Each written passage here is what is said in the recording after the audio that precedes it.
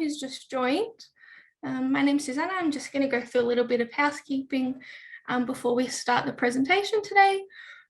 So thank you all for joining us, and I hope you're all doing well. Thanks for giving us some time. What we'll do is we'll just start with the acknowledgement to country.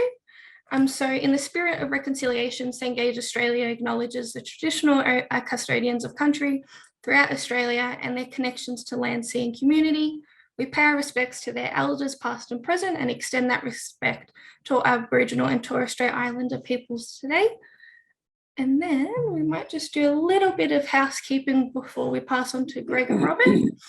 So this webinar is being recorded, and the slides and the recording of the video will be sent out to all that registered next week.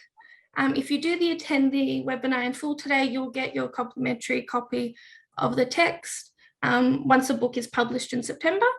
And if you do have any queries or questions, you can email us at os.secondary@cengage.com. Any questions you might have, you can send them through there and we'll be able to help you as best we can. Now that everyone's joined us, I will pass on to Greg. So Greg Neal has taught for over 40 years and was the head of mathematics at Ballarat High School. He's been a VCE examination assessor for mathematical methods for over 20 years and has expertise with CAS technology. And Greg has written a range of resources for further mathematics, maths methods, and specialist maths. And then also speaking today, we'll have Robert Yen, who's an experienced teacher and author and is an expert publisher across all senior and junior maths resources in New South Wales, Victoria, Queensland, and WA with Nelson Secondary.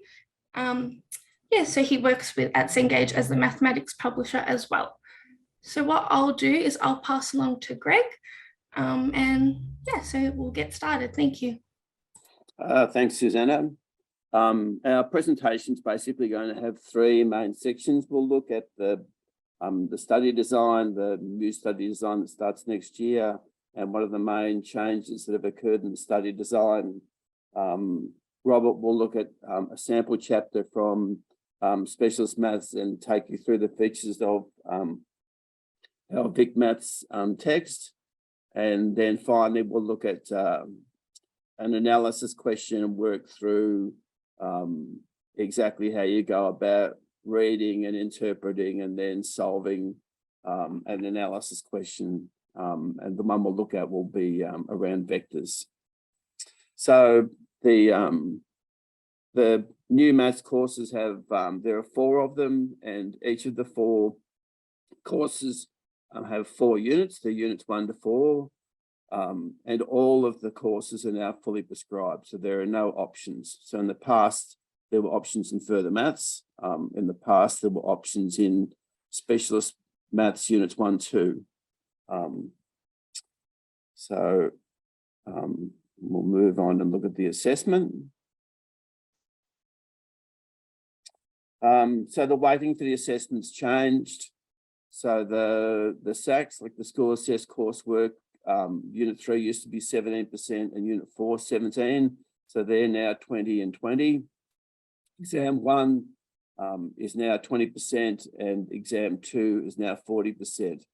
Now what that's meant is that the SACs are now worth 40% or will be worth 40% and the exams will be worth 60%.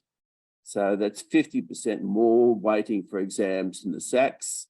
And in the current study design, the SACs worth 34% and the exams worth 66%, which is almost twice the weighting. So it's put quite a bit more weighting on the coursework than was the case in the past. All right, so I think one of the big changes that's occurred, and I think in specialist maths, the changes are much greater for specialist and specialist maths units 1, 2 than they are in 3, 4, and the changes are also bigger in specialists than they were in methods, or they're going to be in methods. Unit 1 and unit 2, the areas of study are now prescribed. So in unit 1, you've got to do algebra, number and structure and discrete maths. In unit 2, data analysis, probability and statistics, and then space and measurement. algebra, number and structure, and functions, relations, and graphs. Whereas in Unit 3, 4, you could really do those in any order you wanted to, even though there's probably a logical sequence to those particular topics. So I'll move on.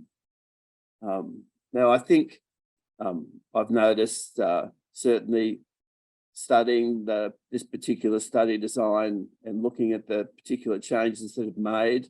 In the current study design, there were 4 topics that you had to do. You did 2 of them in Unit 1 and you did 2 of them in Unit 2. And then there was a choice of 6 topics that you could pick any of the 6.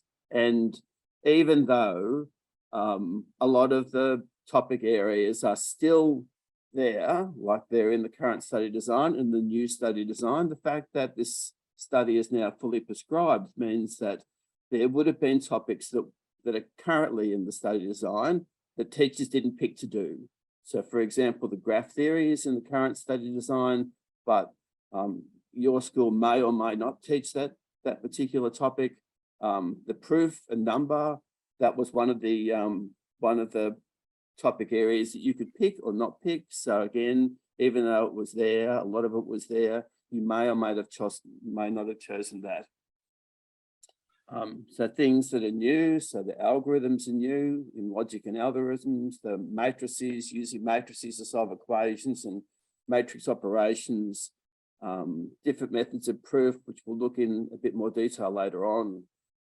Complex numbers are new as well. And then in Unit 3, 4, the logic and proof is completely new. The vector equations is completely new. All right, so let's look at how those areas of study and the chapters connect, and we'll look at how Unit 1 works. Again, I mentioned the fact that there are some of those areas. You may well have had a current course, and you actually taught all of those things, or most of them anyway. But they may well have been there in the study design, but you decided not to teach them. So the compulsory topics like graph theory and logic and algorithms and counting methods. Then some of the things that have been introduced as compulsory material are the proof by counterexample and by contradiction and contrapositive, the algorithms and pseudocode, that's new work, linear recursion and matrices, they're also new topics.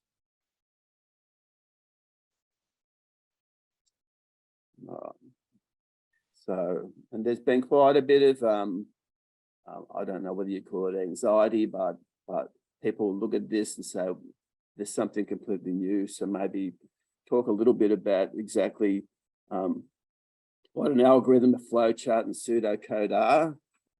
So an algorithm basically is like any set of instructions that you can follow to solve a problem. So students would encounter algorithms really early in their school days. So when they were taught how to divide numbers like short and long division, they were done by algorithm.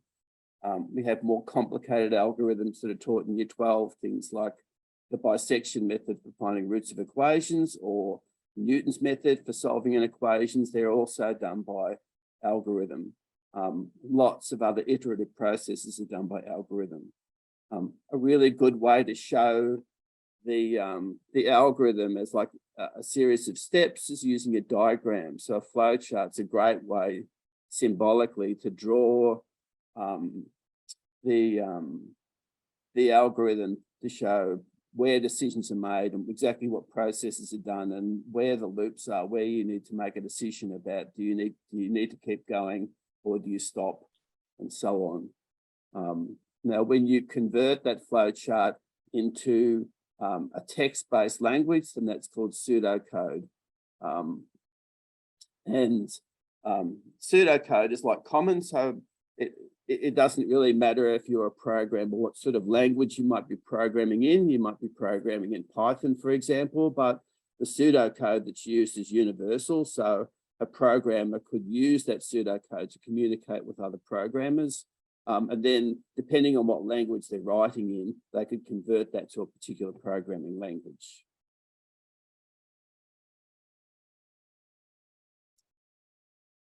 All right, so in Unit 2, so there are a couple of changes that have occurred in Unit 2. Sampling distributions has had some minor changes that we'll look at in a little bit of detail in a minute. And then we've got trigonometry and transformations and matrices has been introduced. So you can see again the connection between the areas of study on the left and the Year 11 chapters on the right. All right, so I know when I was teaching specialist maths like Unit 3, 4, and looked at the study design around like they talked about the mean of AX plus BY, but they didn't really in the study design draw any distinction between when you get the sum of a whole lot of values that are chosen from one distribution versus the product of a whole lot of values chosen from distribution. So we could draw an analogy between, let's say you work out the mean time for washing cars, and then you work out the mean time when you wash 3 cars of a particular standard, like a sedan size. So that would be the mean and variance of like x1 plus x2 plus x3. You may have a stretched limo that's 3 times as big. So here the distribution you'd be working with would now be 3x. So they are actually completely different distributions. And what they've done with this new study design is that they've only looked at cases where we do 2x and x1 plus x2 and allow students to look at the comparison between the two and to develop an understanding of what the distinction is there. So the example I've listed here is when, let's say you're shooting arrows at a target, and then you can score 1, 2, 3, 4, 5. And then you've got 2 choices when you do it. You could actually take 2 shots and get the sum of the scores, in which case the lowest score you could possibly get would be 2, and the highest score you could get would be 10, but you could also get like 3, 4, 5, 6, 7, 8, 9. So that would be like for x1 plus x2. But let's say the choice was, well, let's not take 2 shots. You can only take 1 shot, but you can get double the score. So if you land in area 1, we're going to give you a score of 2. And if you land in area 5, we'll give you a score of 10. And what we've done here is we've generated a different distribution. So even though the means of these distributions are exactly the same, and the maximums and minimums are exactly the same, it's quite clear when we look at those that the spread of those is completely different. The spread for the first distribution is going to be smaller than the spread for the second distribution. And that's one of the things that's been introduced in Year 11 to try and improve students' understanding of that particular concept.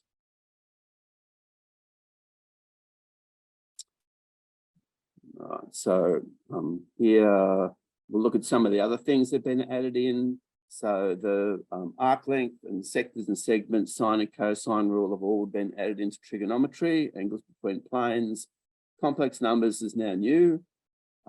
So that wasn't in the current study design, so it's been put in the new study design. Things like ellipses and curves and regions in a complex plane, so that will be new material in Year 11 as well.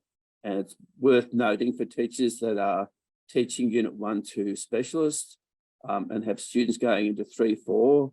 So that material won't be in their 3, 4 course, but it will be assumed knowledge. So it's something that is worthwhile like adding in or being aware that when you look at the text, it's something that you either teach in Year 11 or you're going to have to squeeze into Year 12 because it won't be in the new study design.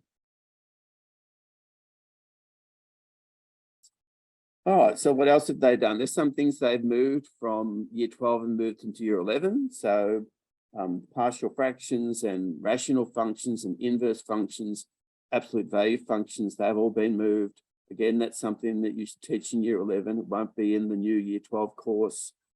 All the, these are really pretty, these things. There's polar functions like polar graphs. But they've been taken out. Pretty as they are, they've been removed. Geometry and proof has been taken out, and the kinematics is still in Year 12, but it's been taken out of Year 11.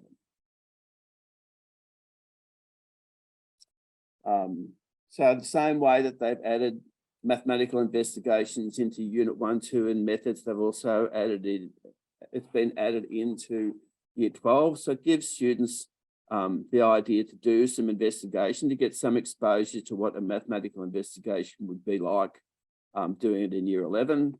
I think as far as teaching goes, you often look at all the things that you have to teach and try and figure out how am I going to squeeze it all in.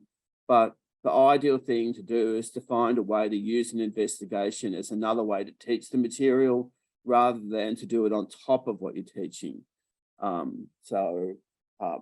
Possible areas of investigation would be the new work on algorithms and flowcharts and pseudocode. Could, for example, get students to write a flowchart for doing something like really practical, maybe like fixing a bike tire or making a cake. It could be a flowchart that you might use for a more mathematical process, maybe something that's an iterative type process, like generating the first 15 Fibonacci numbers. It would be a nice one. And then you could also, for something like that, you could write a pseudocode that would do the same thing. So they don't need to be anything that's really, really complex, but something that would enhance students' understanding of mathematical concepts. In sampling, for example, the generation of samples, like using CAS, so you could generate random samples that have different sample sizes. Students using CAS can compare what those distributions look like. It's easy to look at those and see a dot plot or see a graph using a TI Inspire or a ClassPad, and you could examine the variance of those distributions as the sample size changes, and then you could look at how close your particular random samples are when you look at the variance to like sigma on root n. So again, there's lots of opportunities for students to sort of improve their depth of understanding by investigating a topic as opposed to just being given like a straight test on a topic. All right, so let's look at Unit 3.4. So what's changed? So the logic and proof, that's been added in. Integration by parts has been added in. Surface area volumes of revolution has been added in. The integration by parts and methods has been done. It's basically like a product rule. And then in methods, you can do like an integration by recognition, whereas using integration by parts is done using a formula. So it's quite a useful addition. So the logic and proof, I'll just show you like what the layout of the logic and proof chapter looks like. You can see here how we were doing direct proof. There's some examples here, proof by contrapositive and proof by contradiction. Again, it's an area that may be new to teachers, but textbook does a great job of explaining this. So I think it should be pretty easy to follow. So another area which is new is that the surface areas of solids of revolution has been added in. And what they've done here is use the surface area of a cylinder. In the text, we've done a derivation of what happens when you do that for like a small arc length for delta L. Again, the formula we're using is like 2 pi RH, but the H is the formula for the arc length of the curve. Now, what's happened with the formula sheets that are used at the moment is that students are actually given the formulas for the volume of the cylinder and for the surface area of the cylinder, but they actually don't give them the formula for the volume of a revolution about the x-axis or the y-axis, or they don't give them what that would be in parametric form either. It's very likely that they may do the same thing with surface areas of solids of revolution, that students may well need to understand the concept of how you calculate the surface area of a cylinder and know how that formula works without having it on a formula sheet. So until we have a formula sheet, we don't know for sure. But given what they've done already, that's a possibility.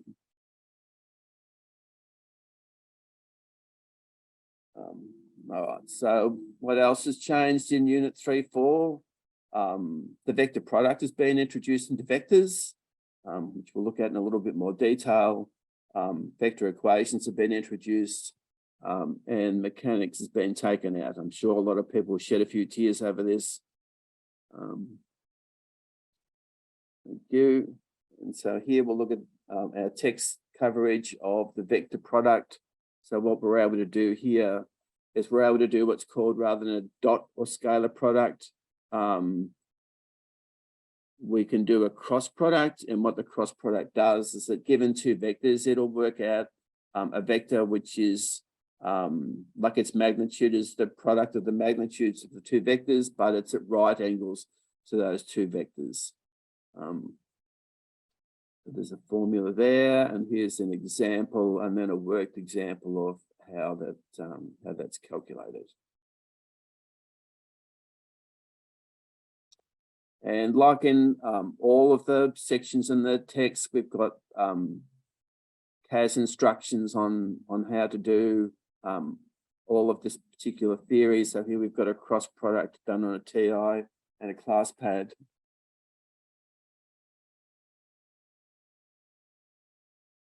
All right, so another bit that's new is vector equations, and a new part is actually working out the equation of a plane. And so there's two formulas that are given here for the equation of a plane. Effectively, given any point on the plane and given a point which is a normal vector to that particular point, we can actually work out an equation in X, Y, and Z that will give the equation of any point on that plane. That's what the equation of the plane does.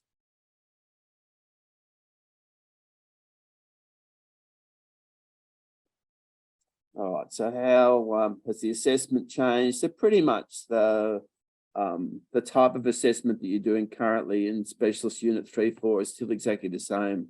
So still an application task that goes for 4 to 6 hours. The weighting obviously has changed. That's now 20%. Again, there's still 2 modelling tasks that need to be done. One of those modelling tasks is on data analysis, probability, and statistics. So it's more than likely that would be done in Unit 4.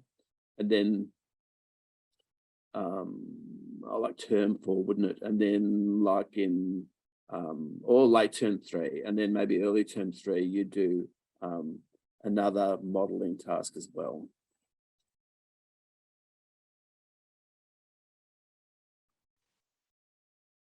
And I think now Robert will take us through our sample chapter.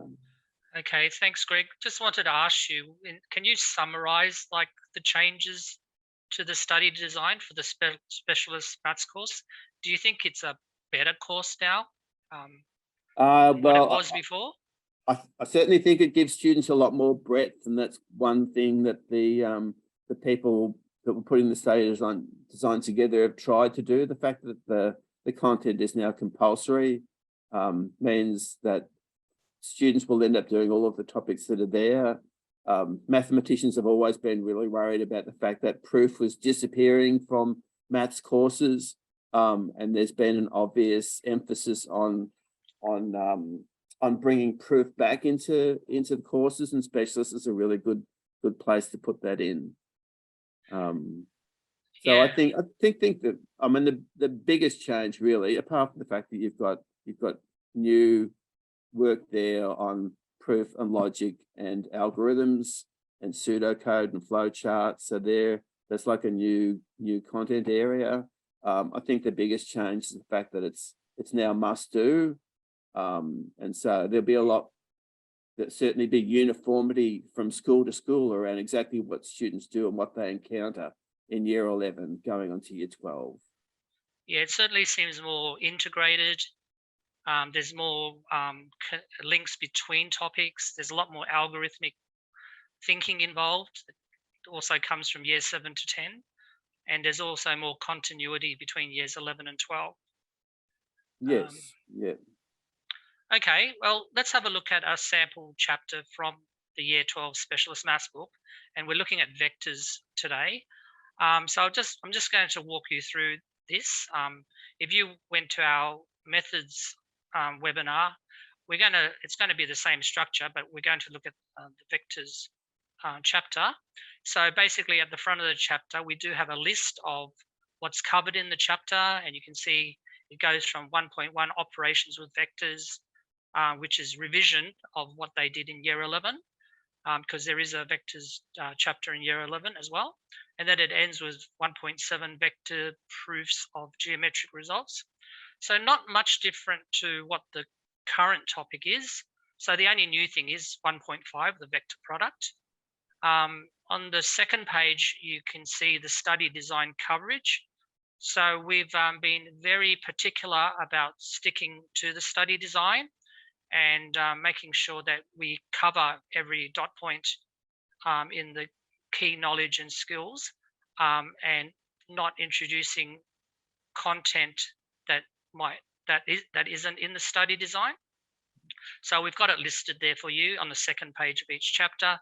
And then underneath that coverage, we've also got a list of videos and worksheets and other resources that are available on our Nelson VICmaths online learning platform. So we have the Nelson VICmaths platform where you can access multimedia and also the ebook. Okay, so so once you get into the book, you've got things like you've got the theory. So this is the section 1.4 on scalar product and vector projections, and actually they learn scalar product in year 11 as well. And then anything that's important, we put in a shaded box there, any kind of special rules or formulas or facts we put there. And then on the side, we've got these Nelson VICmaths icons, which tell you, again, what resources available on Nelson VICmaths that's related to this part of the textbook. So you can see there we've got a video playlist. So we've got a selection of videos that are related to scalar product and vector projections. And then we've got 3 worksheets for students to practice on as well. And then throughout the book, we have a lot of exam hacks. Now, I think most of the author team are assessors, and we've also been studying very deeply the exam reports from every year that the VCE exams have been held. So we do find important tips and hints for students on how to do well in the exam. We highlight common student errors, and so for example, this is an exam hack. Even though it's for a new topic, it says make sure you show the vector product you have used in your working for questions worth more than 1 mark. So the importance of showing working when a question is worth 2 or more marks. Okay, so here's another worked example. You've already seen some of those in this presentation. So we try to make our work solutions very concise and straightforward. So on the left side, you've got the steps listed on how to do the working. And then on the right-hand side, we've got the actual working. We try to do minimum working, just the right amount of working. And then at the bottom there, for this example anyway, we've got the screens on how, the CAS screens on how you would do it on a TI Inspire and ClassPad. And then we've actually got dedicated using CAS sections as well. And you'll notice that both the worked examples and this using CASs, they have the title of the skill that's being taught, so that a student and a teacher looking for it in the book can locate it pretty quickly. So using CAS sections, look at how to do a particular skill using a TI Inspire or a ClassPad CAS with step-by-step instructions there. I should add, we also have at the front of the book an introduction to CAS, where there's more detail on how to use both brands of calculators. Okay, now we do something different when we come to the exercises compared to other textbooks. We actually divide the exercises into 3 sections. So the first section is called recap, and it's basically 2 questions from the previous exercise so that students can revise, be constantly revising their work and not forgetting it the next day. And it's also a good lesson starter for teachers. I mean, a lot of teachers do this anyway when they start a lesson. And then the second section is called mastery, and that's your typical drill and practice textbook questions that provide skill practice. So every worked example has a question linked to it. Every using CAS section has a question linked to it as well. And we also highlight which questions don't require CAS. So we highlight and we call them the tech-free icons there. And then our third section is called exam practice. So what better way of practicing for an exam is to do actual past VCAR questions. So it's just a coincidence that this slide I'm showing you, every question is a past VCAR question. That's not always the case. Sometimes we also provide VCAR style questions or exam style questions. And what we've done here is that we've selected all the questions from past VCAR exams, probably going back 10 years or even more, that match this section of teaching. And then we've put them in order as well. So you'll see those color-coded success percentages. What the success percentage is, it's basically we've calculated the average percentage mark that a student got on that question. And we've used the VCAR data from the exam reports to work out what that is. So the green questions are the easier questions, I suppose. Anything over 80% is, we call it a straightforward question. Anything between 60 and 79%, we called it a standard question, and we colored them orange. And then anything under 60, we colored blue, and we call them a complex question. So, and then you'll see that every question has a code there. So for example, this one here says VCAR 2018N. You might be wondering what the N stands for. That stands for Northern Hemisphere exam. So, so VCAR also run exams for students who are studying overseas in the Northern Hemisphere. So we've actually been able to access both the I suppose the summer or the Victorian local VCE exam, but for each year. But we've also accessed the Northern Hemisphere exams from the previous years as well. And then 1Q2, that code means exam 1, question 2. And you'll also notice that with these exam practice questions, we've ordered them in the order of the exam. So there's exam 1 first, which are the tech-free questions, then exam 2 section A, which are the multiple choice questions, and then exam 2 section B, which are the written response or the extended response questions. So you can see there on the screen, we've got sort of the color coding and the grading there, as well as cross-referencing which year that exam question came from. And then at the end of each chapter, what we do is we select a typical past VCE question that exemplifies the chapter, that covers most of the skills of this chapter. Now remember, this chapter is called vectors. So we've tried to find a typical vectors question, and we've chosen 2014 exam 2, section B, question 3. So that was worth 10 marks. And we've done, and what we do is that we unpack that question. We give hints to students on how you should read and think about the question. We also highlight the important keywords, and then we also go through how students went in that exam during that year. So we're giving the success percentages there as well. And then what you would expect at the end of a chapter is a chapter summary. And instead of a normal chapter review section, we have what we call cumulative exams. So 1 and 2 at the end of each chapter. and they're basically mini VCE exams. So cumulative exam 1 is tech-free, and they're roughly a quarter the size of an actual VCE exam. So exam 1 is usually 1 hour, so we've made this one 14 minutes, and we've found 2 questions that add up to 9 marks. The thing about cumulative exams is that only half the questions are from the current chapter, the other half is from previous chapters, previous work.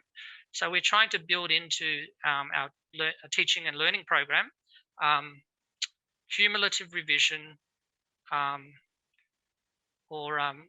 continuous cyclic revision. Okay, it's also called interleaving. And then exam 2, we've got a 30-minute exam because it's only a quarter the size. So we've got 5 multiple choice questions and then 2 longer questions worth a total of 15 marks. And again, all of these questions are either from past VCE exams, or they're VCE style questions. And then, of course, when you get to the end of the book, we also have a glossary and index that's combined. So we've got the keywords from each chapter and also the page reference to when they first appear. And basically also anything that's blue and bold in the textbook is a glossary term. Okay. Now we're going to go back to that VCE question analysis because Greg's going to unpack that for you a little bit more. Thanks, Greg. All right, thanks, Robert. All right, so we'll look at, so this is a vectors question, 2014, exam 2, section B, it's question 3. And so what we've done in our VCE analysis is emphasize the fact that students need to be able to pick out keywords in the question so that they make sure that whatever the question's asking is the answer that they give. It's very common for a question to have like 2 parts. And then students, maybe because they're rushing through it, will only give one of the parts and then not give the other one. So it's important when you read it, you know, well, exactly what do I need to do? So this part A is asking for the sum of 2 vector resolutes. So express A as the sum of 2 vector resolutes. So we know that we've got an equation that's got to be 2 vectors added together. One of those is going to be parallel to vector B. Another one's going to be perpendicular to vector B.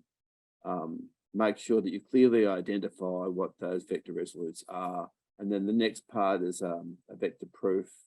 It tells you to write AP in terms of and the same, and then to deduce what alpha and beta are going to be equal to. In reading the question again, we're looking for keywords, exactly what are we after here? And then when we think about the question, what sort of mathematics do we need to do? We have a question on vector resolutes. It's an exam 2 question, obviously, so students have bound notes with them as well. So I would hope they'd have an example of how to do some vector resolutes in that. And I suppose the thing with proofs is that even though you may have an example of a proof, you're always going to see something different. But good thing about this proof, it does step through really nicely. So let's look at how we'd attempt this question. All right, so we've got vectors A and B. And so what we need to do is to work out the resolute of A, which is parallel or in the direction of B. And the formula we're using here is A dot B hat times B hat. So that's on the 3rd line. In order to calculate that, we need to know what the modulus of B is. So that's the square root of 2 squared plus 2 squared plus 1 squared. That will work out to be 3. We also need to know what B hat is. So that's going to be B divided by mod B. So it's going to be 1/3 of B. And that B hat's going to be a vector, which is the same direction as B, but only 1 unit long. And then like line 4, we've got the working for our component. And then we've made sure that when we've worked out what the component's going to be equal to, that's labeled as the parallel component, because we've been told in the question that we need to make sure that we clearly identify which is which.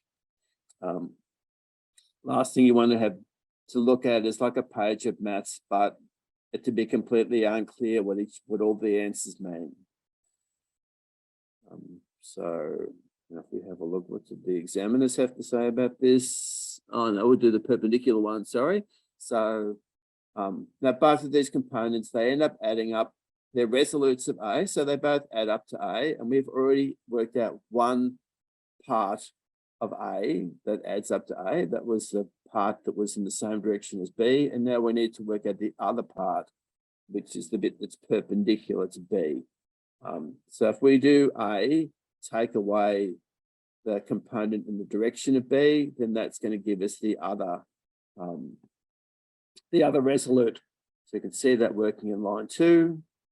And we can see if we go all the way down with that last tick, the second tick on the right-hand side, there it is. So they've labeled that 25 on 9i plus 20 on 9j plus 10 on 9k. That's going to be the perpendicular component. Again, so that's clearly labeled as the other component. And then it's important that we go back looking at the question. What did they want? They wanted A as the sum of two resolutes. So we need to make sure that we write down A is equal to, and it was the component in the direction of B plus the component which was perpendicular to B. So that would be the last mark. And now we'll see what the examiners have to say. So that was like a 69%. It's fairly uncommon to see a 5-mark question that's not broken down into parts. So normally you would see like part 1, part 2, part 3, which would have made everything easier for everyone to mark. Here, we're really relying on the students setting out to make all of these answers easy to find and to make sure that all of those answers are present. So in the next part, we have a vector proof. Now, we were told earlier that OA is vector A and that OC was vector C. So probably the first thing we do on a student exam would be to put an arrow at A and label that vector A tilde, and do the same thing, put an arrow at the end of OC, label that C tilde, so that we can see exactly where those are. And then students need to be thinking that because this is a parallelogram, that OC and OA are equivalent vectors, and that OA and CB, they're also equivalent vectors. Okay, so it says, given that AP is equal to alpha times AD, then write AP in terms of alpha, A, and C. So AP goes from A to P, and then what we need to do is to think about, well, how would we get from A to P? We could go from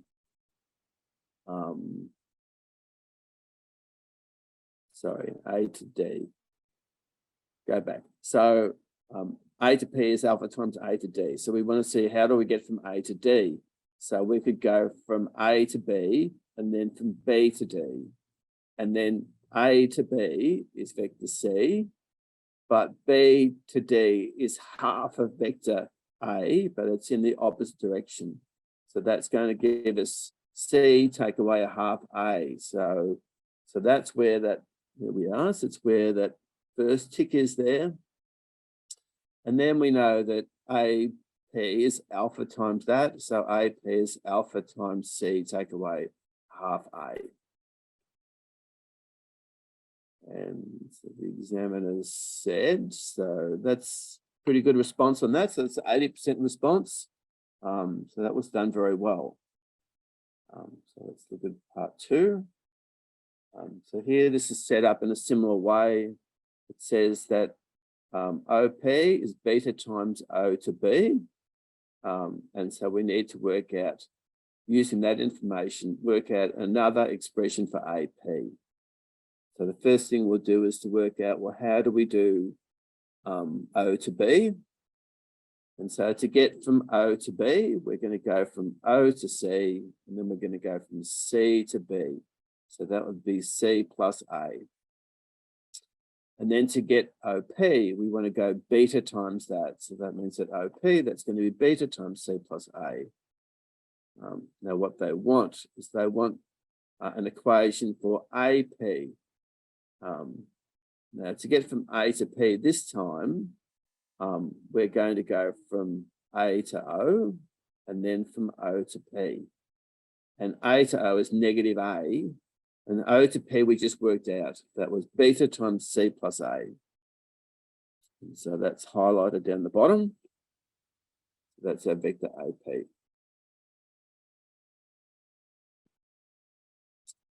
It says here, so that last question, so I had a little bit more thinking to do about it because we needed to think about another way to write AP. And pretty much it was only 1 mark. So someone might easily have worked out OP, but couldn't do the last bit AP. So unless you're able to do both of them, you wouldn't get the mark for that question. All right, so let's look at the last part.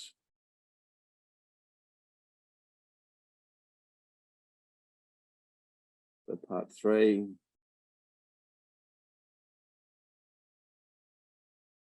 All right, so the important word here is hence deduce alpha and beta. And that hence is telling us that we can't just come up with any old way to work out what alpha and beta are.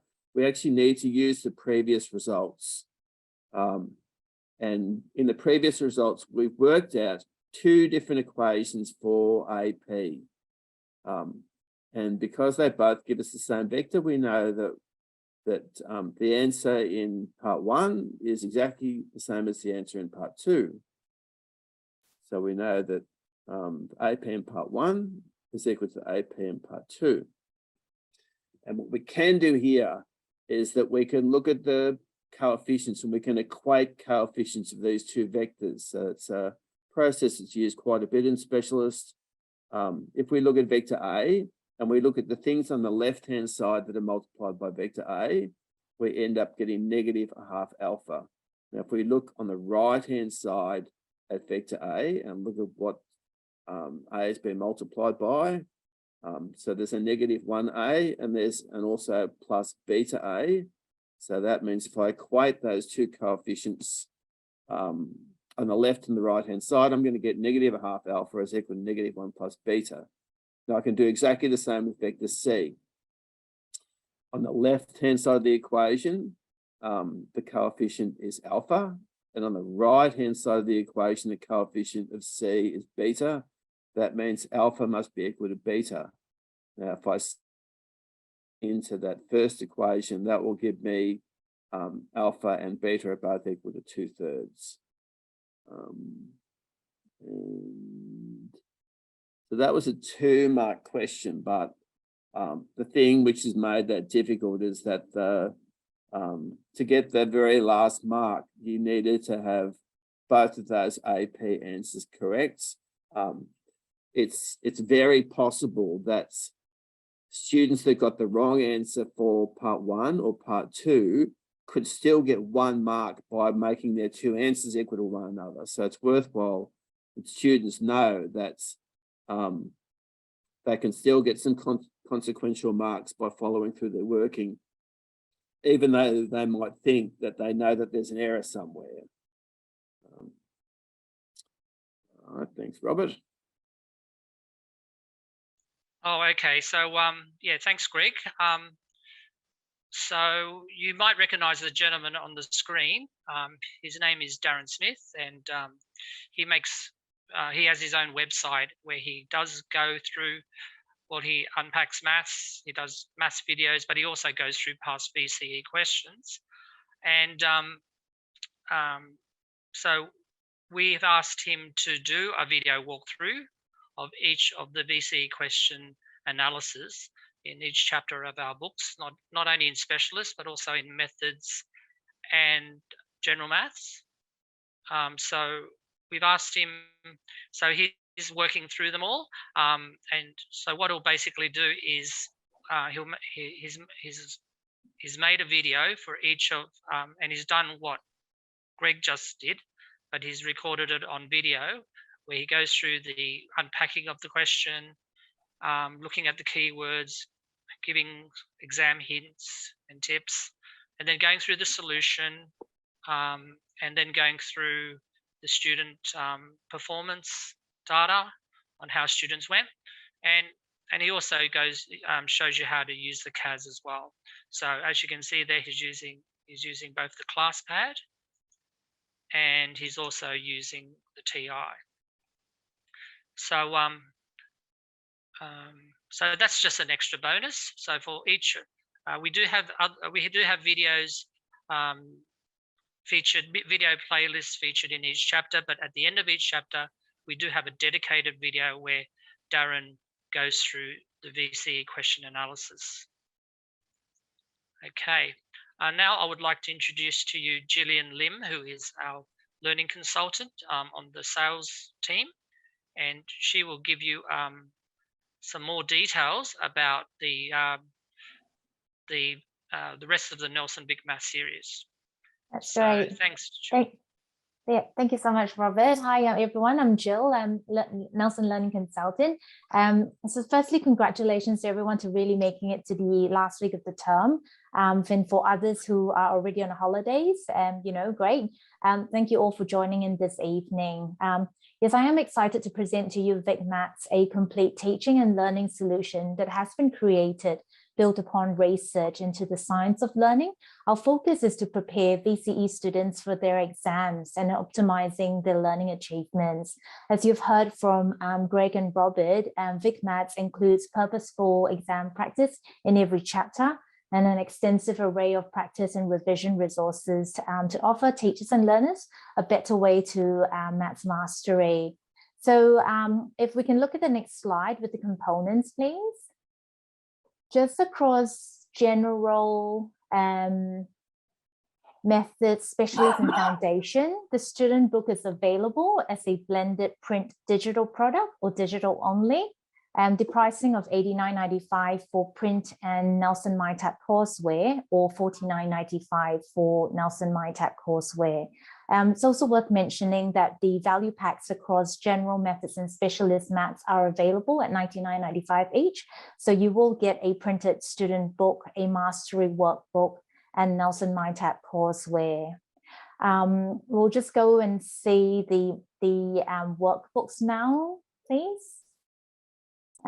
Just over to the next slide. Yeah, so with the workbooks, you can also choose to purchase that for $29.95 and across, general methods and specialists. And it's just worthwhile to say there isn't a workbook for foundation maths. Next, our A+ study guides are also available for general maths and maths methods, priced at $34.95 each. This resource really provides comprehensive revision and exam preparation support to enhance the skills and confidence of students. So it's written and reviewed by, our trusted experienced authors. A+ study notes summarizes the main definitions, formulas, and techniques for each area of study of the course. The resources also contain over 400 questions that are graded into 3 levels of difficulty for each area of study. Extra tips and exam advice can also be found throughout the book. Lastly, just on behalf of the team, so Anne-Marie Mosley, Kim Lowe, and myself, we would love to hear from you. Do reach out to us for samples. We do have a limited number of printed page proofs. So please contact us if you do need a copy. We look forward to supporting you and your students, with the new VicMaths resources. I'll just hand that over to Susanna to see if we've got any questions. So if you did have any questions, you can pop them into the Q&A. There's none in there currently, but if you did have anything about the content or about any of the products, you can pop them in. I'll just wait maybe a couple minutes for any last minute questions to come through. If there is, but if not, Then we can Okay. finish. Yeah. Can I just say also, if you have any colleagues who are teaching foundation maths next year, or even this year, actually, we're also running a webinar next term, early next term, Wednesday, the 20th of July, on foundation maths. I've left my email address there if you want to get in touch and ask any questions. And if you go to the Cengage website, you can learn more about the VicMaths series there. Claire's just asked a question: do you have any examples of the workbook? Not in this presentation. Gillian, do you know where we can see pages of the workbook? Yeah, Robert. Yeah, so we will be providing samples. If you're asking specifically for specialist maths, that's just not available as yet. But we do have a Year 12 general maths, a sample that we can provide. So yeah, so definitely after the webinar, somebody will get back to you, Claire. Oh, okay. So Suzanne has just put that link there as well.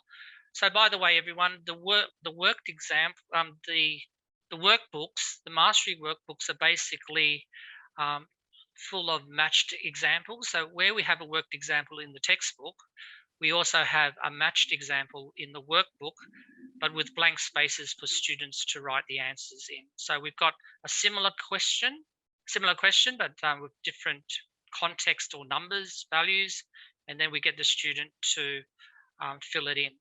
And that comes with answers as well. Okay. A question from Roger: are there additional resources for teachers if we book list textbook, for example, sample investigations? We don't have sample investigations or practice sacks. They are quite difficult to write, and also that it's one of those things that has to be checked by VCAR as well. So it's we do have, I suppose, interesting applications and questions in the book that can lend themselves to an investigation. What we do have for teachers, we have on the teacher section of the Nelson MindTap, we do have a teaching plan, and we have topic tests or chapter tests for every chapter in the book. So these are switched off to the students. Like students don't have access to them unless the teacher provides the access. And we've also got full work solutions to every question in the books. And again, this is one of those things that it's exclusive to the teacher section of Nelson MindTap, but again, the teacher can switch it on and allow students to access it as well. Is the textbook in PDF format? No, it's not. It's not available as a PDF. So it'll just be an ebook. So it'll be an online book. Okay. Oh, good. If there's not any more questions, we can finish up. But I'd like to thank everyone for joining us tonight and spending a little bit of time. I really hope everyone has a really enjoyable term 2 break and everyone actually gets a break. But thank you so much. And then this recording and the slides will be sent out within a week. So hopefully by next Wednesday. So I'd like to thank everyone and we can head off. Have a lovely night, everybody. Cheers. Good night. Thank See ya. you. Bye-bye. Bye.